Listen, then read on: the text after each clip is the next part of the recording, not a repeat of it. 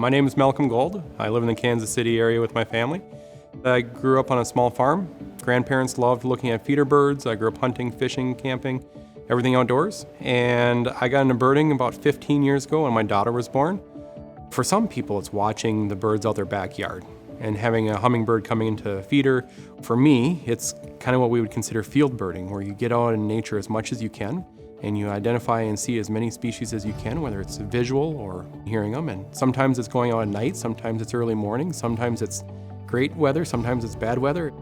When you love something, you kind of do it all year round. Birding in Kansas kind of looks like the different seasons. So if you're in an urban environment or if you're in a rural environment, whether you're out in the tall grass prairie or if you're at a National Wildlife Refuge, maybe you're at Quivira National Wildlife Refuge or at Cheyenne Bottoms Wildlife Area and you're looking at wetlands, or maybe you're at the Tall Grass National Prairie and looking through Flint Hills.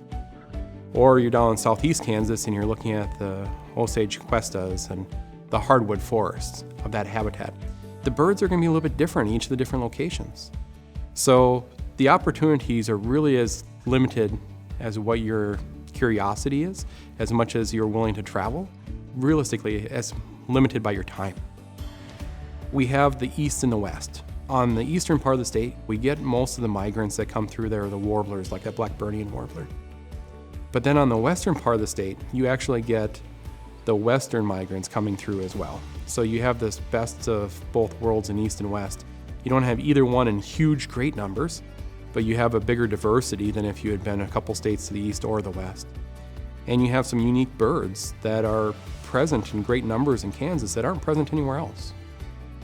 The biggest population of lesser prairie chickens is in western Kansas. And that's actually been an area of ecotourism in recent years. It's a dwindling population, often driven because of habitat loss.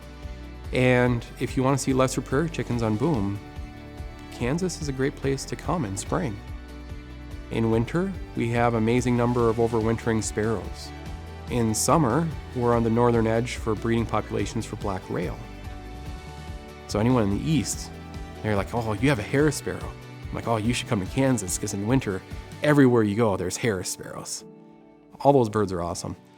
Kansas is kind of this hodgepodge of everything, and each of the little nuggets by themselves, where it's a different specific habitat or the different trails, offer cool opportunities. So if you had to pick a certain time of year that birders generally like more than others, it's spring migration. It's when the males are in their breeding plumage, they're as bright as possible, they're singing to try to get on breeding territories. But really, you can bird year round, and there's awesome things to find all year. The Kansas Ornithological Society keeps a list of all the official birds ever observed in Kansas, and it's roughly like 480. Some of them are here year round, like red-tailed hawks. Other ones, maybe you're only here for a single day on their migration through. The Kansas birding trails were put together by birding experts and tourism experts that were trying to look at, for anyone coming to the area, where could they actually have a hub city with nice paved trails and paved roads to get from spot to spot, and within a day, where are the best suggested locations year-round for you to go and see birds. Birding is just a wonderful hobby, and the birding community is extremely inclusive, and they're welcoming. They want to get people involved because, it's a passion that you want to pass on to others. So I'm a big believer in conservation in nature. If we don't have the youth thinking about why it matters to them, future generations probably aren't going to have the same opportunities that we have today.